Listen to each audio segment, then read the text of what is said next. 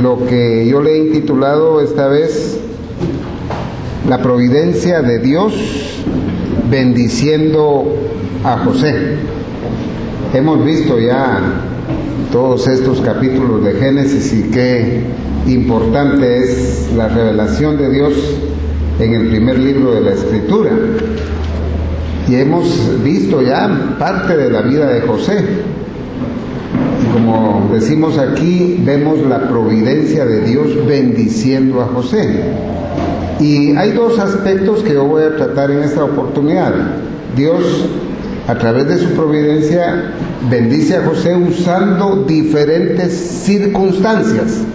Eso va a ser lo primero. Y a partir del versículo 21 vamos a ver que la providencia de Dios bendice a José revelando por sueños al faraón los problemas que vendrían a Egipto. Hay varias cosas que vamos a ver en esta oportunidad. Una es la providencia de Dios. Entonces hay que recordar que la providencia de Dios es el hecho de que Dios conduzca los acontecimientos hacia una meta que Él se ha propuesto. En otras palabras, es el designio de Dios, pero que se va realizando a través de pasos de lo que llamamos la providencia, o sea, el control de Dios de todas las circunstancias. Uno no puede hacer que las circunstancias vayan hacia donde uno quiere siempre, pero todas las circunstancias que existen sí las mueve Dios hacia donde Él quiere. Las buenas y las malas, diríamos nosotros, porque a veces nosotros le llamamos malo a cosas que no son malas. Y a veces se le llama bueno a lo que no es bueno tampoco. Porque solo por decir una cosa, si alguien compra un billete de la lotería y la gana, uno diría, qué bueno, porque uno solo ve la parte material de eso, pero si la persona con eso se va a ir a la perdición, entonces no era bueno lo que le pasó. Pero muchas de las cosas que le pasaron a José a nivel humano eran malas, porque ir a la cárcel, ¿quién va a querer ir a la cárcel? O que lo vendan sus hermanos porque no lo quieren, ¿a quién le va a parecer bueno eso? Y sin embargo esos eran los pasos de la providencia de Dios para llevar las cosas hacia la meta de Dios, porque eso es lo que significa providencia, que Dios está manejando la historia y lleva todo hacia un fin determinado por Él. Entonces eso es muy importante entender lo que es la providencia, porque mucha gente habla de la providencia de Dios y hasta hay negocios que le ponen a su negocio la divina providencia sin saber nada, porque la gente habla así, hablan de la gracia de Dios sin saber lo que es la gracia de Dios, solo lo hablan porque lo hablan. No entienden de qué están hablando, pero hermanos, los cristianos auténticos que estudiamos la palabra de Dios debemos saber las cosas de Dios como son. Y con esto no estoy diciendo que lo sabemos todo, pero la aspiración del creyente debe ser entender a Dios, entenderlo. La palabra de Dios dice, no se jacte el rico en sus riquezas, ni el sabio en su sabiduría, sino alábese el hombre en entender a Jehová. Esa es la cosa más importante que puede existir en la religión. Pero ser religioso solo por ir a una iglesia y sentarse y volver a salir igual que como entró, eso es estar perdiendo el tiempo, no importa la denominación cristiana a la que pertenezca la persona. Si entra igual que sale al lugar a donde llegó, fue a perder su tiempo. Y aunque haya estado alegre, y aunque haya habido cosas, porque uno debe salir modificado del lugar a donde va a adorar, modificado por la palabra de Dios. Bueno, ya hablamos un poquito de la providencia, quizás hablamos de los sueños dentro de un momento, porque aquí hay mucho sueño en este pasaje, y eso también ha confundido a la gente, que ya solo se guían por los sueños.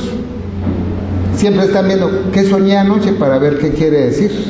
Y algunos no solo lo sueñan y ellos mismos lo interpretan, sino van a buscar, perdonen las expresiones, un sajorín que les diga qué quiere decir y que les cobre por decirles.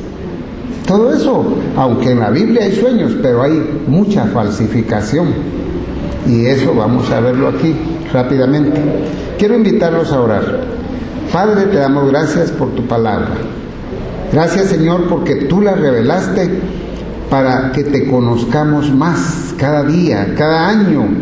Debemos ir, Señor, acumulando conocimiento de tu persona para amarte más, obedecerte más y servirte correctamente. Ayúdanos a comprender tu palabra. Tú has prometido la iluminación de tu Espíritu Santo y por eso nosotros la suplicamos en este momento para todo el que oye esta palabra, a fin de que comprenda, aprenda y viva, Señor, de acuerdo a tu voluntad. Te lo suplicamos y te lo agradecemos en el nombre de Jesús. Amén. Veamos entonces cómo la providencia de Dios bendijo a José, y primero usando las circunstancias, y por eso es que aquí vamos a hablar de sueños y de cosas así que Dios utilizó en esta circunstancia especial. El texto dice al comenzar, después de estas cosas, el copero del rey de Egipto y el panadero delinquieron contra su señor, el rey de Egipto. El texto dice que delinquieron y fueron echados a la cárcel. Y esa es ya la primera circunstancia que tenemos que mencionar aquí, que usó Dios para bendecir a José. Imagínense, hermanos, al panadero y al copero los acusaron de algo. No sabemos, o más bien dicho, sí sabemos, porque adelante vamos a ver que el copero fue restaurado, lo cual quiere decir que inocentemente él fue a caer a la cárcel también. En cambio, el panadero sí había delinquido. Dos personas que para el caso uno diría, ¿y qué le importa a uno el panadero y el copero? Pero ellos eran dos funcionarios de Egipto, del país más poderoso del mundo en esa época. Y lo importante de esos dos funcionarios es que eran jefes, no eran bodegueros. No es malo ser bodeguero tampoco, pero ellos no eran simples bodegueros, eran jefes de todo lo que tuviera que ver con panadería allí en el palacio del faraón, de todo lo que tuviera que ver con el vino y todo eso. Eran jefes, pero el copero incluso era una de las personas más confidenciales del faraón de Egipto. Y es que ese hombre, el faraón de Egipto, era una persona, por supuesto, muy poderosa en el mundo, la más poderosa del planeta Tierra en ese momento. Y Dios utilizó a esos dos funcionarios que los acusaron de algo y los metieron a la cárcel en donde estaba José. Hermanos, eso no fue casualidad. Eso fue providencia de Dios. Porque Dios mueve todas las cosas en su providencia. Todo. Lo que pasa es que nosotros no nos damos cuenta de cómo Él mueve todo, porque no siempre estamos necesitando de algún alivio de algo. Pero constantemente la providencia de Dios está moviéndose. Y tal vez para mencionar un poquito más, por eso es que usted mira, por eso oye, por eso tiene trabajo. Y usted dice, ¿y si me quedo sin trabajo? También. Eso no se le escapa a la providencia de Dios. No esté pensando, eso que no sirvió, eso sí ya no estaba en las manos de Dios. Todo está en las manos de Dios. Lo que nosotros llamamos bueno y lo que llamamos malo está en la providencia de Dios. Absolutamente todo. Nada se escapa del Señor. Pero estos dos hombres fueron a caer ahí, y como le repito, el copero quizás era el más importante, aunque los dos eran importantes, porque el panadero tenía que estar viendo la comida del faraón también, que no fuera envenenada la comida. O sea que eran seguridad del faraón estos hombres. Pero el copero era el más confidencial porque incluso él tenía que comer lo que se iba a comer el faraón antes, en el mismo plato y en la misma copa. Si el faraón no se tomaba una copa, si el copero no la había tomado antes que él en la presencia de él, era para evitar que lo envenenaran. Y en otras palabras, ese hombre era un hombre que cuidaba mucho al faraón también. Esos puestos eran importantísimos. Y con esa gente puso en contacto Dios a José. Lo que pasa es que aquí está narrado ya por algo especial. Pero hermano, Dios obra en su providencia así con usted. Obra así conmigo. Él está viendo que usted tenga que comer, que usted tenga ropa, que usted tenga de todo. Y lo está haciendo día a día. No tiene usted ni que orar para que lo haga. Por eso es que cuando una cosa ocurre milagrosamente, es una providencia extraordinaria. Un milagro es extraordinario, no es común. Pero que usted mire, es común. O amaneció usted ciego hoy. Y cuando amaneció viendo, usted se asustó de que miraba. Ni se dio cuenta, ni se acordó. Dele gracias a Dios. Pero ¿sabe qué? Lo que pasa es de que esto era la providencia de Dios. Y en los pasajes del libro de Génesis, especialmente la vida de José, la vida de Jacob, la vida de Abraham, usted no ve cantidades de milagros. Usted lo que ve es providencia, providencia, providencia ordinaria. Porque Dios quiere que nos acostumbremos a su providencia ordinaria y no a lo extraordinario, porque si no tendría que haber milagros todos los días y eso no es así. Si hubiera milagros todos los días, entonces dejarían de ser milagros. Porque ya no serían extraordinarios, serían lo común y ordinario de la vida. Pero volvamos aquí, veamos los detalles. Dice el texto, fueron llevados ahí el copero y el panadero. Y dice, y los puso, versículo 3, en prisión, en la casa del capitán de la guardia. Se cree que era Potifar todavía. En la cárcel donde estaba José preso. La cárcel que era instrumento de castigo contra José. Y castigo injusto, porque ahí lo metieron por culpa de la mujer de Potifar. Por eso estaba él ahí. Pero ahora la cárcel se vuelve el medio por el cual él llegará a ser prominente en Egipto.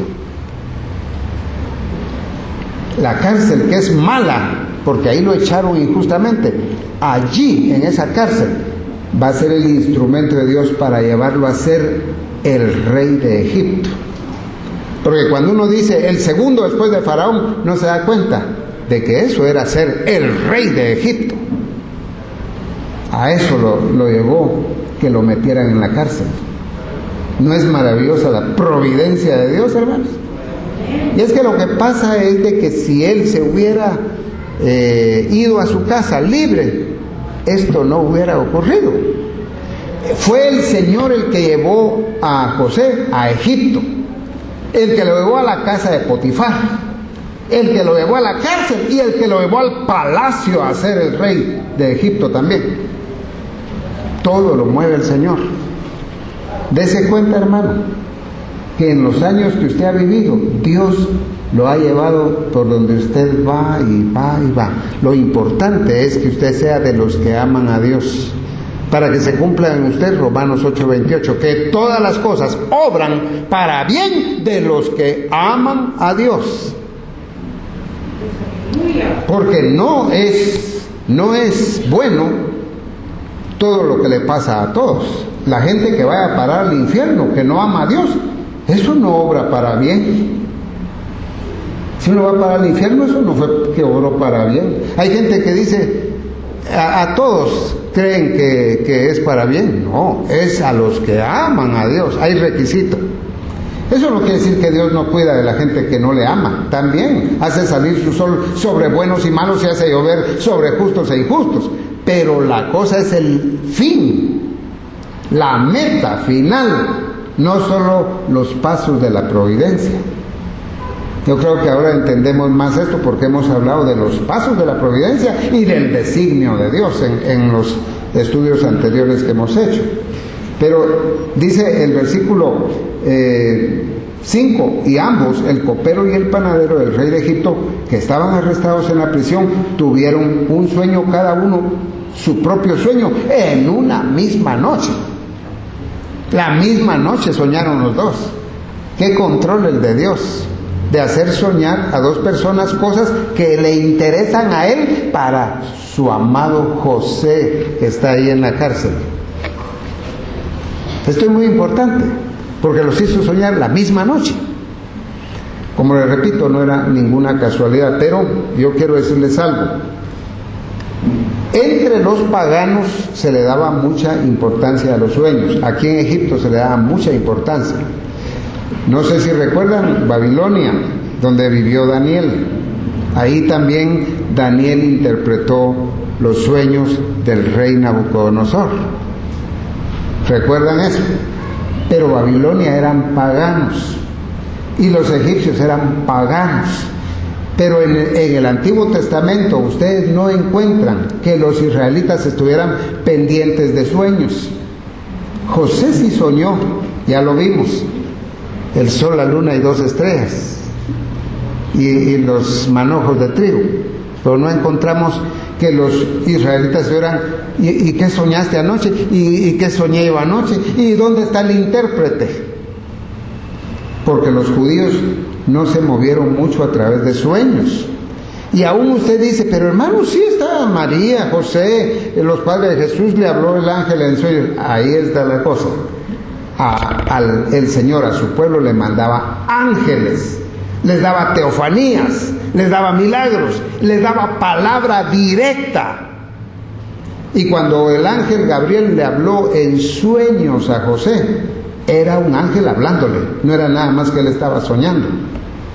Le habló durante el tiempo del sueño, pero era un ángel. En cambio, estos sueños eran sin ángeles. Por favor, establezcan la diferencia y encuéntrense que solo José y Daniel son intérpretes de sueño en ciudades paganas, lejos de Israel.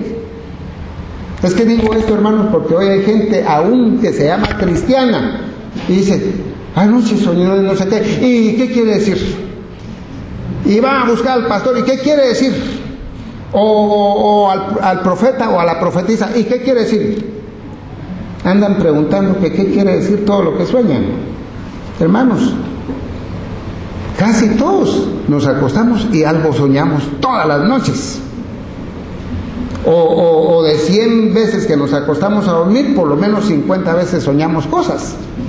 Entonces, ¿qué quiere decir todo eso? No ande buscando allí qué quiere decir ni qué le está diciendo Dios. Búsquenlo en la Biblia. Ahí sí está claro el mensaje de Dios para usted. De que viva bien, que ame a su esposa, que no pelee con el esposo, que trate bien a los hijos, que obedezca a sus padres. Eso está bien claro en la Biblia. Y yo no estoy diciendo que Dios no podría mandar un sueño para que uno aprenda algo, pero eso no es el estilo de Dios para trabajar hoy. Hay que estudiar el asunto de los sueños. En la Biblia, en Génesis hay muchos sueños, pero en Apocalipsis se acaban los sueños. Ya no hay tanto sueño. Al comienzo sí, pero al final ya se reduce todo eso. Y en mundos paganos. Porque aquí estamos en Egipto con José. Y Daniel va a estar en Babilonia con Nabucodonosor, teniendo sueños. Y algo más que no se nos debe olvidar. El faraón era pagano, era inconverso, no era creyente. Nabucodonosor, cuando soñó también la estatua aquella de la profecía, era inconverso. Es que hay gente que dice, como soy cristiano, Dios me da sueños. A Faraón también se los dio y no era cristiano. A Nabucodonosor se lo dio también y no era cristiano. Entonces, esto es muy importante, que lo entendamos ya desde el punto de vista teológico, cómo debemos creer. Pero regresemos.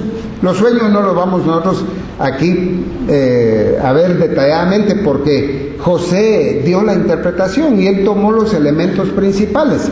Pero lo importante es que los dos el panadero y el copero, creían en sueños. Y dice el texto, en versículo 6, vino a ellos José por la mañana y los miró, y he aquí que estaban tristes. Los dos, no solo uno, los dos estaban tristes. El sueño que ellos habían tenido los puso pesimistas a los dos. No los puso optimistas, no dijeron que alegre lo que soñé, sino que estaban afligidos, por eso dice que estaban tristes. Y preguntó él y les dijo, ¿por qué parecen hoy mal vuestros semblantes? Y fíjense ustedes de que a José lo habían puesto ahí para servirlos a ellos muy especialmente, porque eran funcionarios del rey, no eran cualquier preso. En cambio, José sí era cualquier preso, y ahí lo pusieron para atenderlos a ellos, porque eran funcionarios.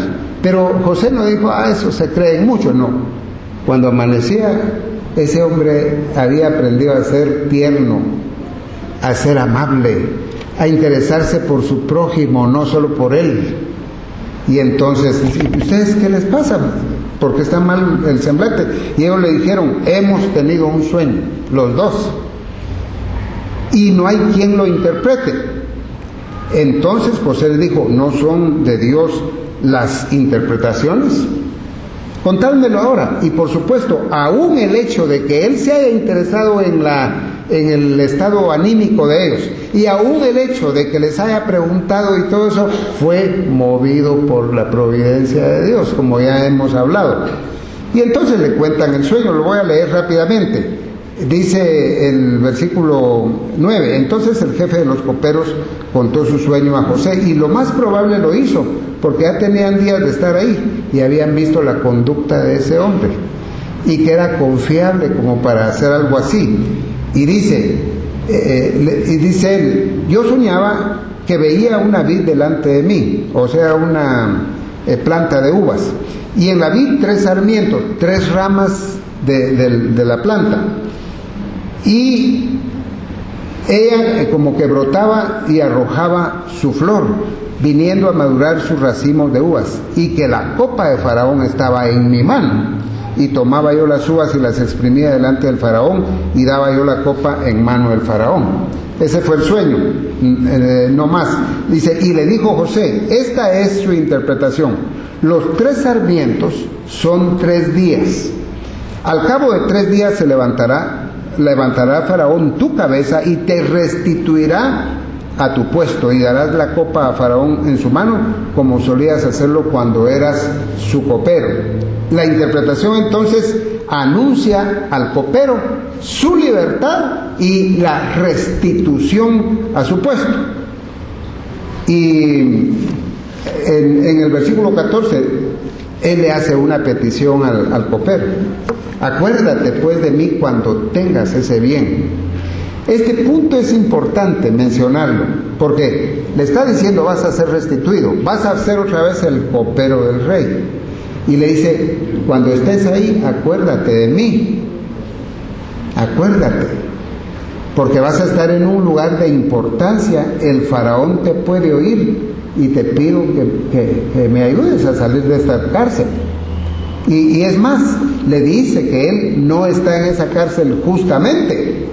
Dice, te ruego que cuando tengas ese bien, te uses conmigo en misericordia y hagas mención de mí a Faraón y me saques de esta casa.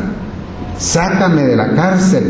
José le pide a él un favor. Hermanos, ¿sabe por qué este punto me interesa subrayarlo?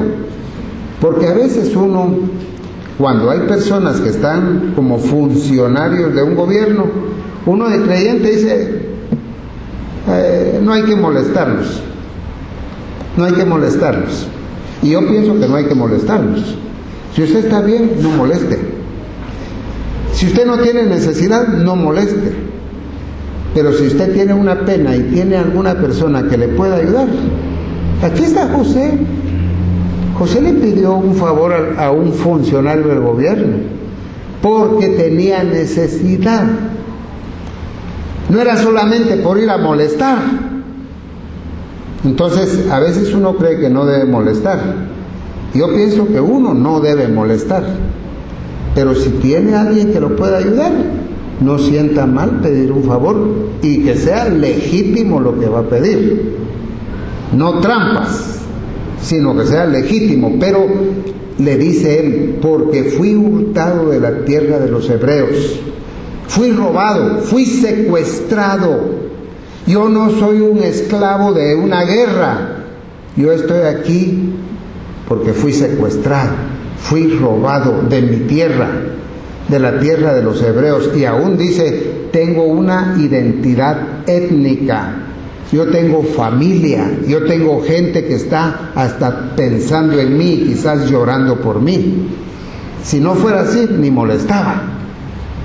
Pero además dice, y tampoco he hecho aquí por qué me pusiesen en la cárcel. Yo no tengo delitos, yo no estoy cumpliendo aquí una cosa que verdaderamente la merezca. Pero uno de los detalles, aparte de ese, es el siguiente, que él no menciona para nada a sus hermanos. No dice, es que mis hermanos me vendieron y esos son unos ingratos, empezar a maltratar. Ni tampoco dice, y la mujer de Potifar es una cualquiera. Eso no lo menciona él. Fíjese, ¿por qué hablamos eso? Porque él afirma su inocencia, pero al hacerlo no acusa a nadie. Él solo quiere que le resuelvan su problema. Generalmente a uno, si tiene un problema y lo empieza a contar a otro, empieza a contar todo lo malo, que son los que le hicieron daño y que son unos monstruos y que son aquí y que son allá. Eso no hay necesidad de decirlo. Él lo que quiere es sencillamente que lo pongan en libertad. Y hay una cosa más, José deseaba la libertad y regresar a su casa y abrazar seguramente a su papá y todo eso.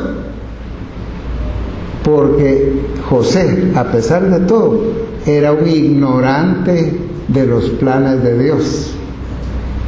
Porque si a él le hubieran dado libertad y se hubiera ido y el copero se hubiera acordado de él y al otro día lo hubieran sacado, hubiera llegado a ser el segundo después de Faraón, hermano. Quizás se hubiera ido a su casa contento, pero Dios tenía mejores cosas para él. A veces uno quiere una cosa y uno dice, si yo tuviera esto, ya sería feliz. Y Dios no me lo da. Y Dios no le está dando eso, porque aquello que vale 100 es bueno para usted, pero Dios tiene cosas que valen millones para usted. Pero a veces uno no entiende, y no estamos hablando solo de dinero, las bendiciones espirituales y todo lo que Dios tiene para uno. Entonces dice el texto, viendo el jefe de los panaderos que había interpretado para bien, es decir, no que interpretó bien, sino que para bien, que la cosa estaba interesante, que le había dicho algo bueno al copero. Entonces dijo él, yo también me voy a atrever a dar. No sabía lo que le iban a decir. Y entonces él también dijo que había soñado. Y en el 17 dice él, en el 16, también yo soñé que veía 3 canastillos blancos sobre mi cabeza. En el canastillo más alto había toda clase de manjares de pastelería para Faraón. Y voy a decir un detalle aquí que es importante. Muchos de los críticos de la Biblia decían de que en Egipto no había pasteles ni nada y que esto no era correcto. Pero ahora han descubierto que en la arqueología ha descubierto mucho de pastelería y de cosas así en Egipto. Es decir, el tiempo viene a dar a entender que la palabra de Dios siempre es fiel. Pero dice, y las aves las comían, los manjares. En otras palabras, el panadero no podía ahuyentar a las aves, sino que ellas estaban hasta allá arriba comiéndose y él no podía quitarlas. Y es que eso hablaba de la imposibilidad de él. Entonces respondió José, y dijo, esta es su interpretación. Los 3 canastillos 3 días son. Al cabo de 3 días quitará Faraón tu cabeza de sobre ti y te hará colgar en la horca y las aves comerán tu carne sobre ti. O sea, lo iban a ejecutar, a él lo iban a encontrar culpable. Ahora, esta palabra que dice, te hará colgar en la horca, realmente en hebreo se debe traducir, serás atravesado en un palo. no tanto ahorcado, sino la idea de que iba a ser atravesado en un palo, porque él iba a morir violentamente y la ejecución iba a ser seguida de exposición. ¿Qué quiere decir eso? Lo iban a matar y después lo iban a prender en un palo, lo iban a atravesar con un palo y lo iban a poner en un lugar para que se lo comieran las aves, es decir, el cadáver. Ahora, ¿por qué hacían eso los egipcios? Porque ellos tenían creencias también, no solo creencias en sueños, sino tenían creencias de que si a una persona no la enterraban, en el más allá tampoco descansaba, porque no la habían enterrado. Por eso es que los egipcios enterraban de una manera pero monumental. Las 3 pirámides que son tan famosas de Keops, Kefren y Miserino son tumbas. A veces uno cree, es una cosa, es una tumba, pero eran tumbas majestuosas, porque eso es enorme. Y adentro de eso hay cámaras y todo para que esté bien enterrada la persona, para que descanse. Pero cuando la entierran en sarcófago. Y el sarcófago lo meten todavía dentro de cuartos y cuartos y cuartos para que esté bien enterrado, para que descanse. Pero a este panadero, a él, según ellos, no lo iban a dejar descansar. No según Dios ni según la Biblia. Estoy explicando el concepto que tenían ellos. Entonces, al matarlo y empalar el cadáver y ponerlo allá que se lo comieran las aves, con eso estaban ellos, en su creencia equivocada, por supuesto, haciendo de que él sufriera no solo en este mundo, sino en el más allá siguiera sufriendo. Ese era el propósito, según ellos, pues. Ahora, dice el versículo 20, al tercer día, que era el día del cumpleaños del faraón, por eso fue que fueron 3 días antes los sueños, porque al tercer día iba a ser el cumpleaños, y ese día el faraón venía, y si no estaban todos sus funcionarios, venía él y decía: vamos a cerrar el caso del panadero, vamos a cerrar el caso del copero y de cualquiera que estuviera detenido, para que ya no estuviera preso o que se acabara el problema. Y entonces el faraón hizo eso. A propósito, hay personas que no celebran su cumpleaños porque dicen que el faraón sí celebraba el cumpleaños. Y si ven ustedes en el Nuevo Testamento, Herodes también celebraba su cumpleaños. Entonces dice, solo la gente mala celebra su cumpleaños. No haga caso de eso. También lea Job capítulo 1 y va a ver que Job celebraba el cumpleaños de los hijos de él. Y él sí era un buen hombre. Así que no hay que solo parcializar el entendimiento de las Escrituras. Pero dice el texto aquí que hizo el banquete y alzó la cabeza del jefe de los coperos y la cabeza del jefe de los panaderos entre sus servidores, e hizo volver a su jefe al jefe de los panaderos y los coperos, y dio a este la copa en su mano. Mas hizo ahorcar al jefe de los panaderos como lo había interpretado José, con una exactitud total. Y el jefe de los coperos no se acordó de José, sino que le olvidó. Hermanos, las posiciones y los cargos políticos no son asunto de avance de todas las personas, es avance solo personal. Si a una persona la nombran ministro de un gobierno, él no dice, ahorita me voy a acordar de todos los pobres y todos mis amigos y todos los que me han ayudado a estudiar. Él no va a estar pensando en nadie. Así que no pongamos la esperanza en ningún hombre, sino en el Señor. Maldito el hombre que confía en los hombres. Solo Dios. Ahora, no quiere decir que no confíe en las demás personas, sino que si usted dice, ahora que aquel ya tiene dinero, ahora me va a ayudar, está perdiendo su tiempo. Cuando tenga dinero, alguien se le va a olvidar que usted le compró sus cuadernos cuando estaba en la escuela, ni se va a acordar. Si alguien se acuerda, es muy especial esa persona. Pero de millones, la gente que prospera y que mejora, no se acuerda de la gente que les ha ayudado. Les quiero decir una cosa, pero ni de sus padres se acuerdan muchas veces. El padre tal vez hasta empeñó la máquina de coser y todo para que salieran de la escuela, pero cuando ya son ingenieros, ni se acuerdan de que su papá tiene que pagar la cuenta de la luz. Eso es una cosa natural. Y ahora un amigo, un copero que estaba por allá en la cárcel, ¿qué se va a andar acordando? Dice el texto que se le olvidó, no se acordó de José. Pero gracias a Dios uno puede ser creyente y como José no estar resentido de que este no se acordó de mí. No sea resentido, trabaje, esfuércese y haga sus propias cosas y no esté esperando que los demás le arreglen sus problemas a usted. Si a alguien viene y le ayuda a arreglar sus problemas, dele gracias a Dios, pero no esté esperando que otro le resuelva sus problemas. La gente se va a olvidar. La gente se va a olvidar. Como le digo, va a ser raro el que se acuerde. Entonces, aprenda, hermano, y siga confiando en el Señor.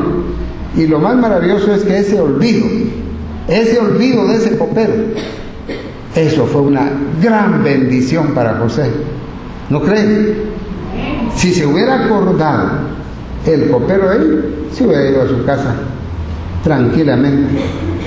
Pero Dios no quería que se fuera. Dios quería que se quedara guardado ahí 2 años más. Esa era la cosa.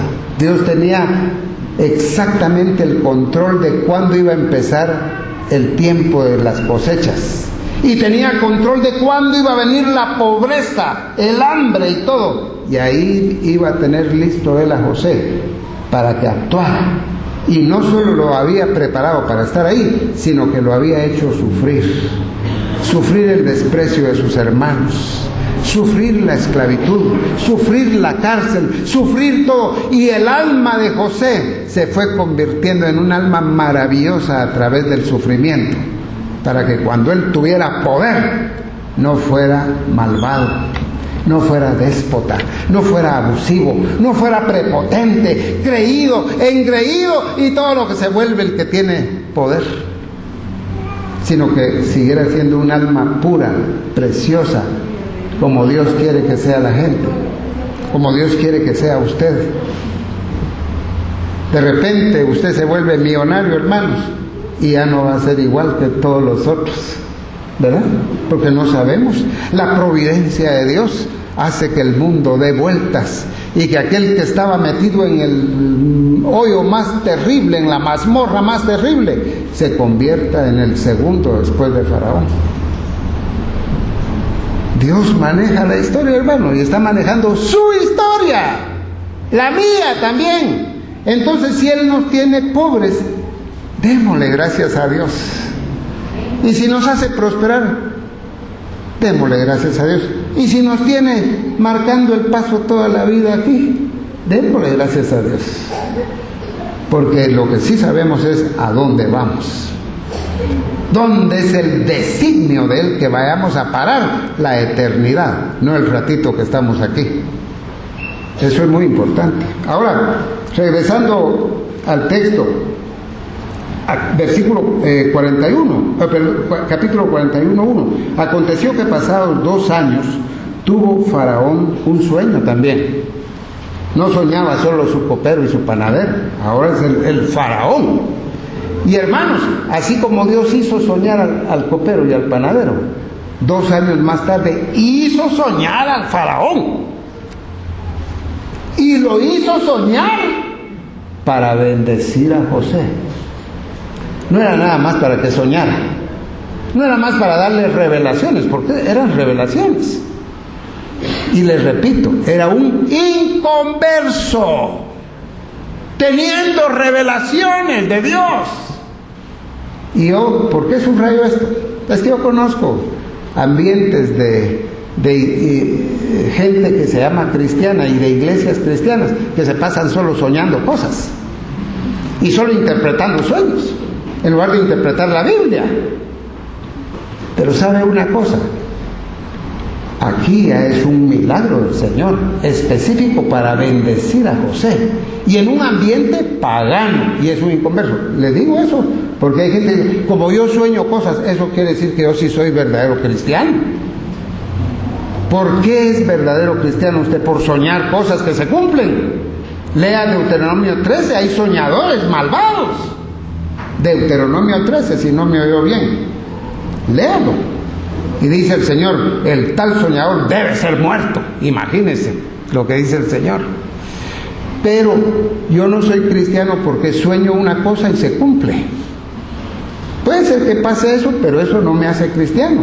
Lo que me hace a mí cristiano es que yo he confiado en la obra perfecta de Cristo en la cruz del Calvario para salvarme de la condenación eterna.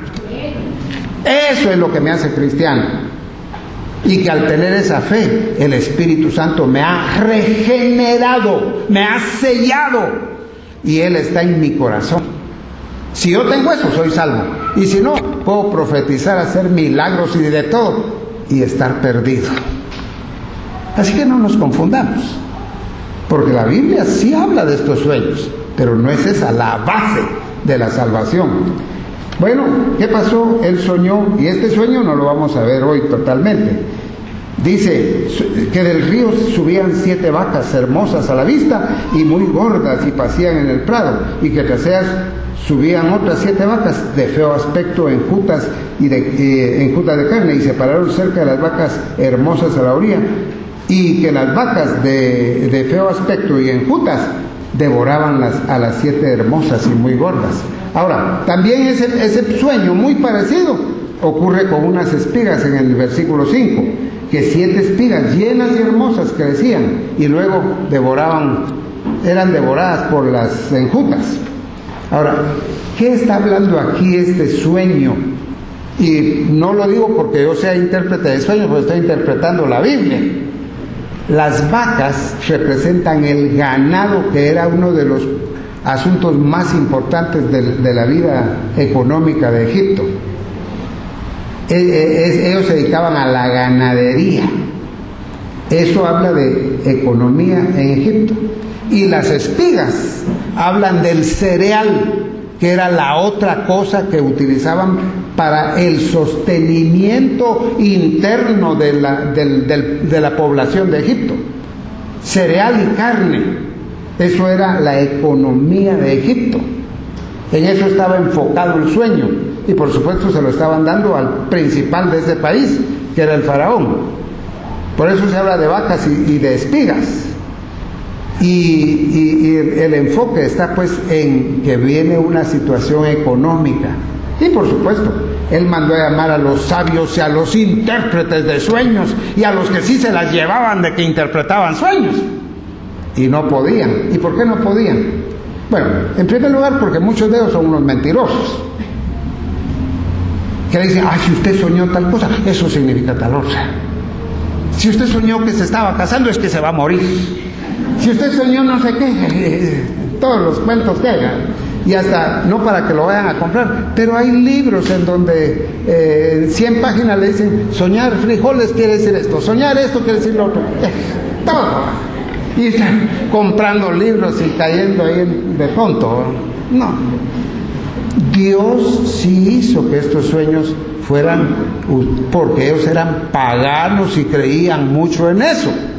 Y utilizó eso para bendecir a José y a Daniel en Babilonia.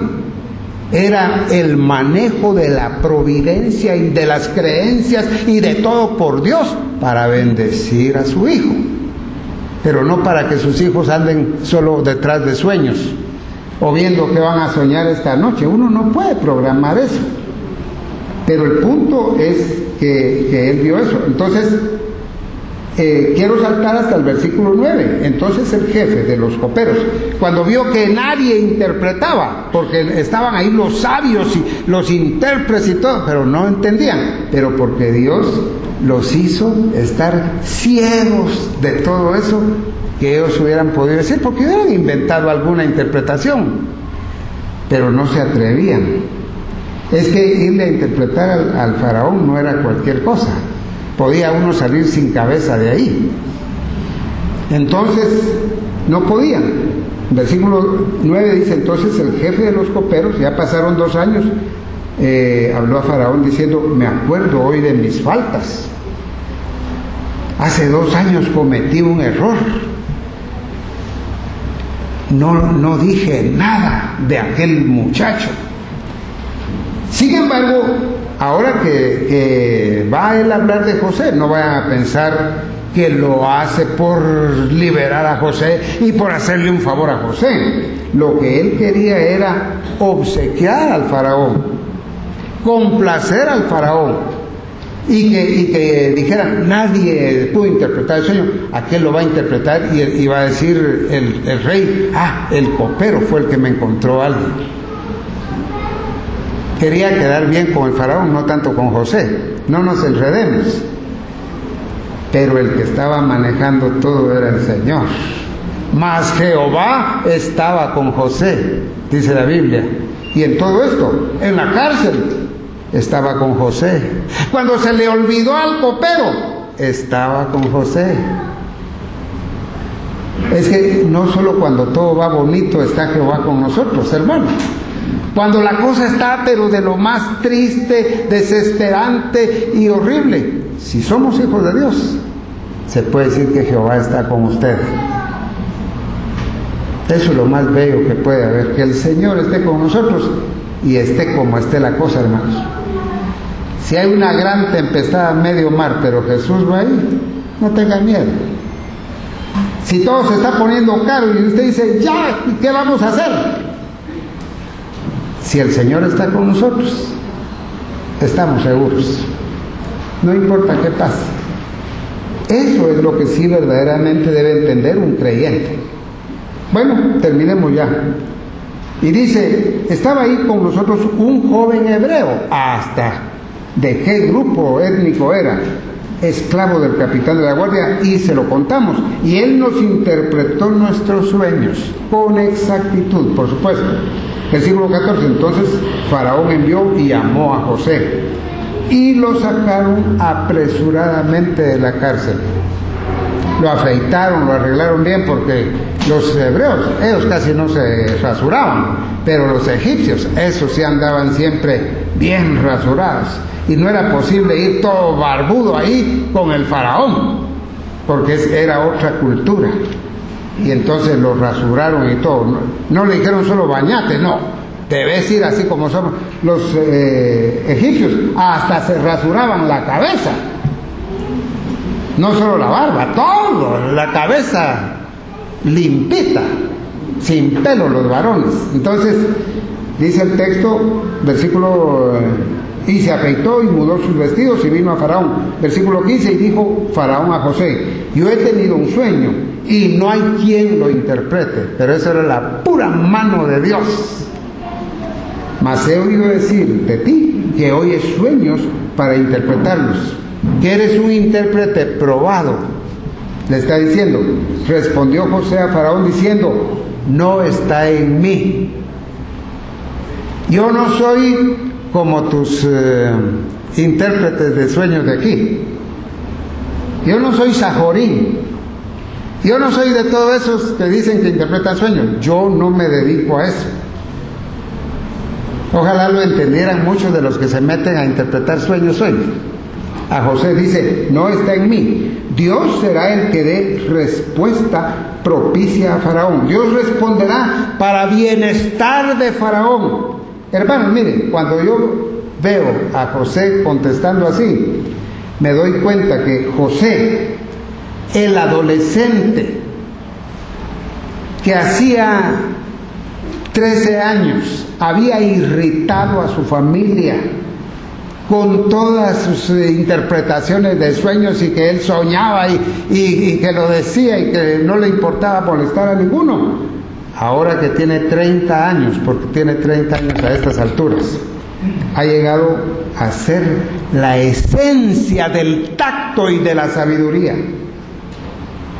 Lo mencionamos cuando lo vendieron, que él era un poco insensato también, que se ponía a decir cosas y los otros bravos, y él seguía diciéndolas. En cambio, aquí han pasado 13 años de angustias, de cárceles, de penas, a saber, hasta de chicoteadas, a saber qué le hicieron. Y se ha convertido en la esencia del tacto para vivir, la esencia de la sabiduría para hablar. Y cuando eres tú el que interpreta sueños, no está en mí eso, no está en mí eso. Pero Dios sí te va a dar una respuesta propicia, buena, agradable a ti. Está hablando con la máxima autoridad del mundo en ese momento. Y aquí se comienza a hacer evidente por qué Dios le había permitido sufrir demasiado. Estaba formando su alma.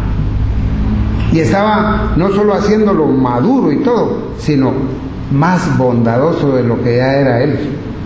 Porque estaba a punto de convertirse en el rey de Egipto. Y de ahí él tenía que mostrar misericordia.